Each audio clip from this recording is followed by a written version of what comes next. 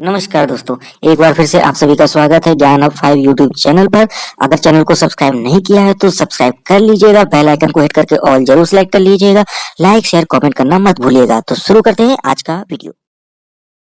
तो आज इस वीडियो में बात करेंगे इनकम टैक्स कैलकुलेशन की। इनकम टैक्स कैलकुलेशन दो तरीके से, ओल्ड टैक्स रिजीम स्लैब्स की दरों के हिसाब से और न्यू टैक्स रिजीम की स्लैब्स की दरों के हिसाब से। बिल्कुल लेटेस्ट डेटा के साथ इस कैलकुलेशन को यहाँ सीखेंगे और समझेंगे कि क्या डेटा है इनकम टैक्स का, कौन सी रिजीम बेस्ट होगी हमारे हिसाब से। तो यहाँ पर शुरू करते हैं इस वीडियो को बिना देरी किए हुए। बात करने जा रहे हैं ओल्ड टैक्स रिजीम स्लैब्स की दरों में। यहाँ पर कई रेंज हैं अमाउंट की जिनके बीच विभिन्न-विभिन्न दरें हैं। तो पहला जो है वो 0 से 2.5 लाख रुपए तक कोई भी टैक्स रेट नहीं है, निल है, 0। और 2,50,001 रुपए से 5 लाख रुपए तक 5% की दर से ये टैक्स रेट लगेगा। और 5 लाख 1 रुपए से 10 लाख तक की रेंज में 20% का टैक्स रेट है। और 10 लाख 1 रुपए से या इससे ऊपर की धनराशि पर 30% का टैक्स रेट है। तो ये है ओल्ड टैक्स रिजीम की स्लैब में दरें जिनके तहत टैक्स कैलकुलेट होगा। ठीक है, अब बात कर लेते हैं न्यू टैक्स रिजीम स्लैब्स की। न्यू टैक्स रिजीम स्लैब्स में दरें कुछ इस प्रकार है। 0 से 3 लाख रुपए तक निल यानी कोई भी टैक्स रेट नहीं होगा, 0। और 3 लाख 1 रुपए से 7 लाख रुपए तक 5% की दर से टैक्स रेट, 7 लाख 1 रुपए से 10 लाख रुपए तक 10% की दर से, और 10 लाख 1 रुपए से 12 लाख रुपए तक 15% की दर से, और 12 लाख 1 रुपए से 15 लाख रुपए तक 20% की दर से, और 15 लाख 1 रुपए से या इससे ऊपर की धनराशि पर 30% की दर से टैक्स रेट कैलकुलेशन होगा न्यू टैक्स रिजीम स्लैब्स में। ये बिल्कुल न्यू आंकड़े हैं, एकदम इन्हीं के हिसाब से आप कैलकुलेशन कीजिएगा। और जो मैं एक एग्जांपल अभी आगे दिखाने जा रहा हूँ, उस एग्जांपल से आप समझ जाएँगे कि टैक्स रेट का कैलकुलेशन कौन-सा बेस्ट है, ओल्ड टैक्स रिजीम में या फिर न्यू टैक्स रिजीम में कौन-सी बेहतर होगी, और कितना टैक्स किसमें बन रहा है, और क्या डिडक्शंस हैं, उनका भी एक आंकड़ा आपके सामने रखूँगा। तो ये न्यू टैक्स और ओल्ड टैक्स रिजीम की स्लैब्स मैंने यहाँ प्रेज़ेंट की। अब एक एग्जांपल को लेके बात करते हैं।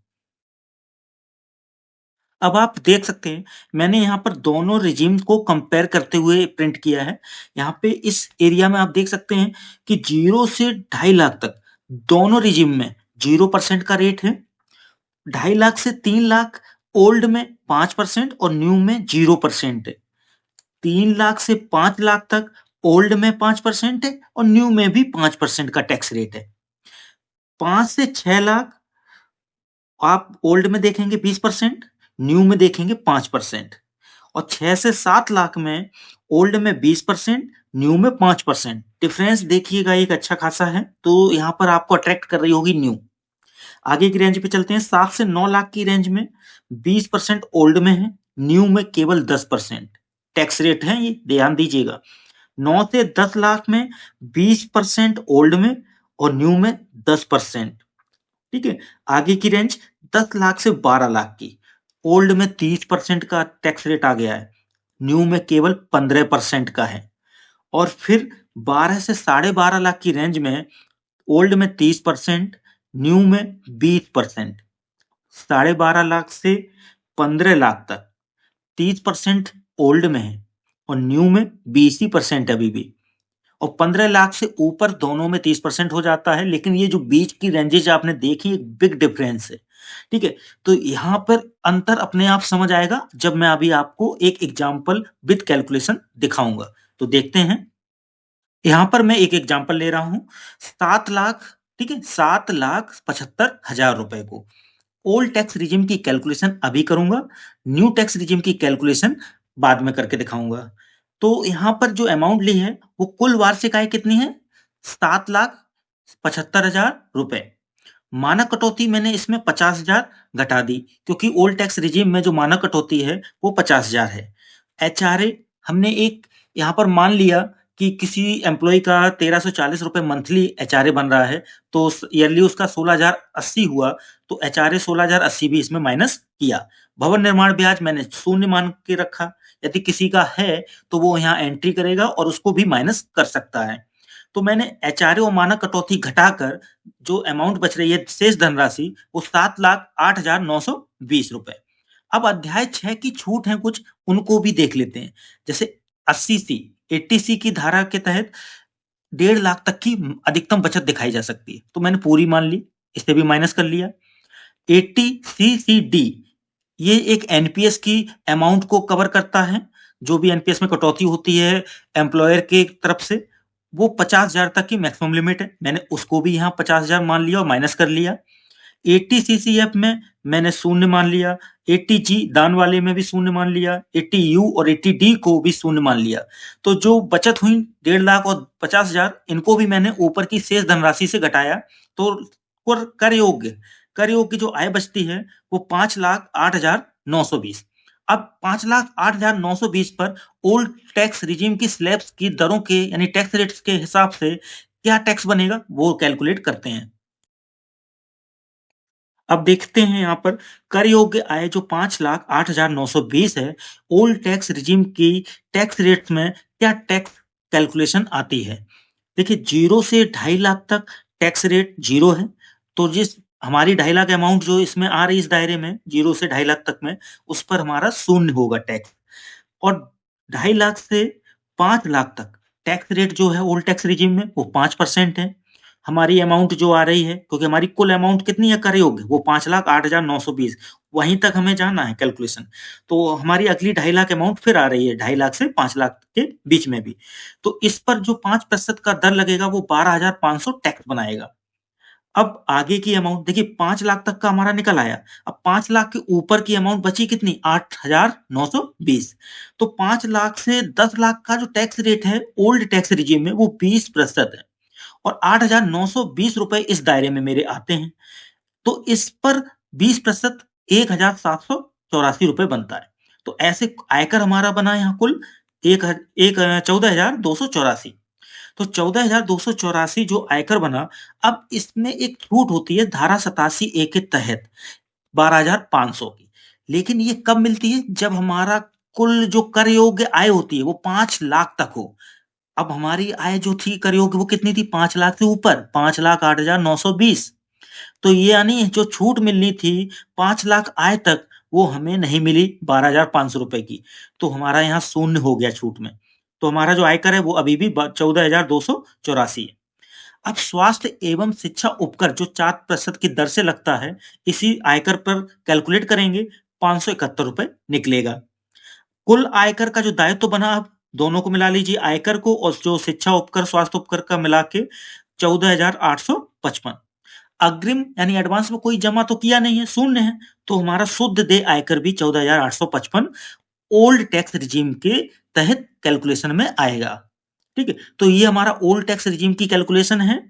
14,855 रुपए मुझे पे करने पड़ेंगे यदि 7,75,000 सालाना हमारी इनकम है, और हम इस तरह से कुछ डिडक्शंस करते हैं।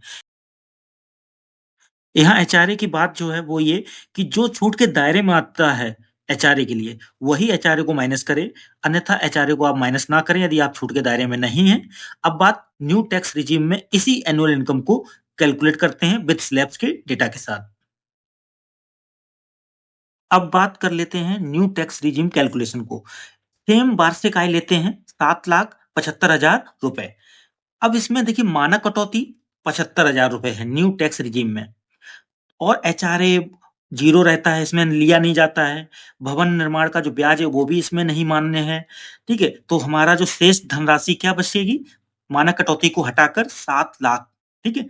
और अध्याय 6 की जो छूट है 80C, 80C, 80CCD, 80CCF या 80G, 80U, 80D, ये सारी इसमें एलिजिबल नहीं है। ठीक है? तो यहाँ सभी शून्य ही रहेंगी। इनको आपने बचत भी कर रखी हो तो भी ये मान्य नहीं होंगी, कि केवल मानक कटौती यहाँ पर ली गई। अब यहाँ पर मानक कटौती को घटाकर जो कर योग्य आय ठीक है, लास्ट में वो 7 लाख ही रहेगी, क्योंकि और कोई इसमें कटौती नहीं हो रही है।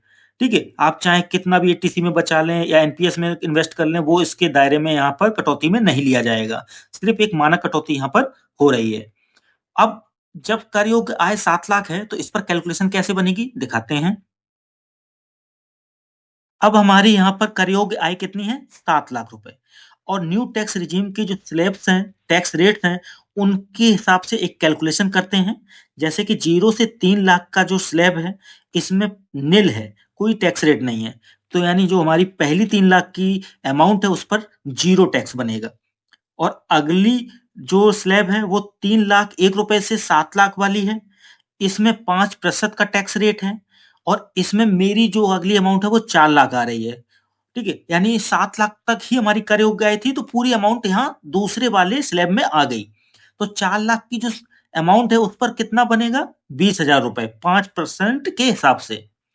अब 7 लाख तक ही अमाउंट थी, तो इसके ऊपर की जो अमाउंट है, उस पे 10% का दायरा चलेगा ही नहीं, शून्य रहेगा। अब आयकर हमारा कितना बना? 20,000 रुपए यहाँ पर।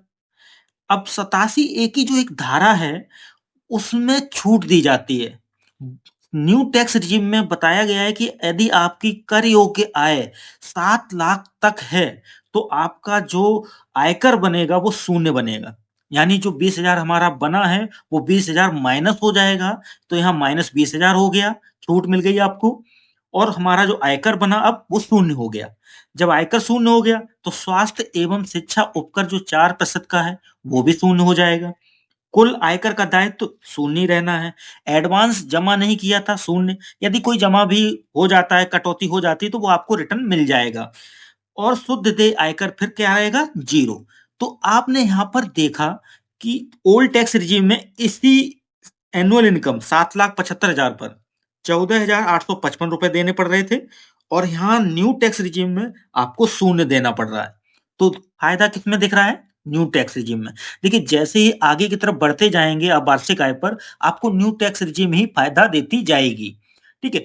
कुछ केसेस हैं, जैसे कि भवन निर्माण ब्याज जिनका है, उनका एक अलग कटौती हो जाती है, इसलिए उनको शायद ओल्ड टैक्स रिजिम में थोड़ा फायदा दिखे। ठीक है? लेकिन ये केसेस बहुत कम होंगे। आपको मैंने दोनों तरीके से कैलकुलेशन यहाँ समझा दी है। यदि कोई डाउट है तो कमेंट बॉक्स में लिखिएगा, मैं आपके हर एक प्रश्न का जवाब देने का प्रयास करूँगा। यदि आपको लगता है कि कोई अमाउंट आपकी है जिस पर एक कैलकुलेशन चाहिए, तो आप प्लीज़ डिस्क्रिप्शन में दिए गए इंस्टाग्राम के लिंक पर इनबॉक्स में मुझे मैसेज कीजिए। आपकी टैक्स कैलकुलेशन करके मैं आपको पोस्ट करूँगा, और अपना प्यार ऐसे ही देते रहिए। वीडियो को लाइक, शेयर, कमेंट कीजिए। चैनल यदि सब्सक्राइब नहीं किया है, तो प्लीज़ चैनल को भी सब्सक्राइब कीजिएगा। मिलते हैं अगले वीडियो में, अगली बहुत सी जानकारियों के साथ। धन्यवाद। पूरा वीडियो देखने के लिए बहुत बहुत धन्यवाद। चैनल को सब्सक्राइब कर लीजिएगा, वीडियो को लाइक शेयर और कमेंट जरूर कीजिएगा। मिलते हैं अगले वीडियो में। धन्यवाद।